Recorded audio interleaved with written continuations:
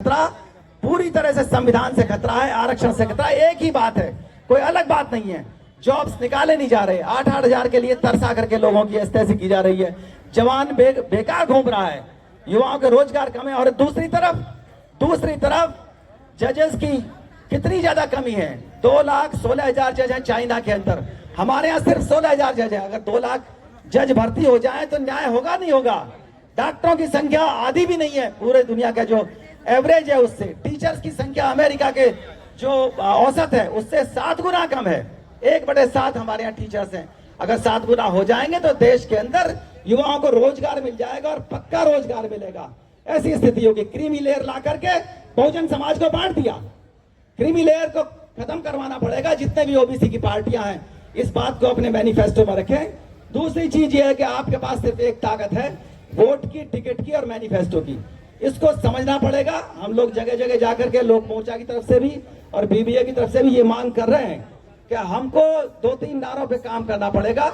जो नारा लग रहा है ना, सबका विकास और सबका साथ नहीं, हमको चाहिए सबका हिस्सा और सबका विकास।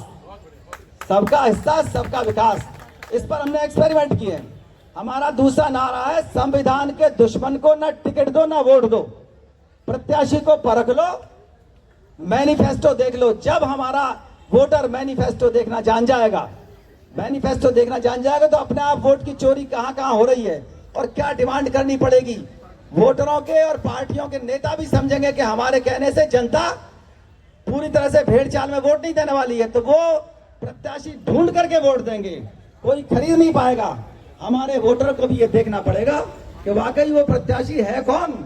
अगर वो प्रत्याशी 85% के अंदर से है तो निश्चित रूप से न्याय करेगा, वरना वो जो 10% का आदमी अगर आ गया तो वो आज नहीं तो कल नहीं तो परसों छोड़ के भागेगा, पार्टी तोड़ेगा, सरकार तोड़ेगा। पूरी तरह से वो आपके बहुजन जो आपकी एकता किसी तरह से बनी थी उसको खत्म करके जाएगा।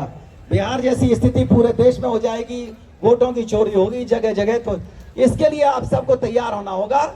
अपनी अपनी पार्टियों के मैनिफेस्टो बनाइए, सीएमपी बनाइए, इकट्ठा होइए, वोटरों को समझाइए।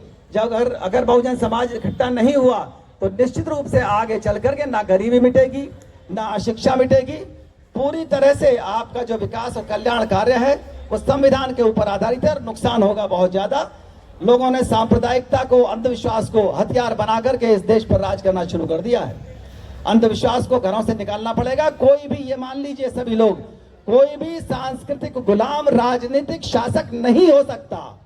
आप 360 दिन सांस्कृतिक गुलाम बन जाएं और 4-5 दिन में आप क्रांति कर लें, ऐसा कभी नहीं हो सकता। सारे पक्षों पर, सारे एस्पेक्ट पर एक साथ काम करना पड़ेगा, सामाजिक पर भी, राजनीतिक पर भी, आर्थिक पर भी और शैक्षिक पर भी।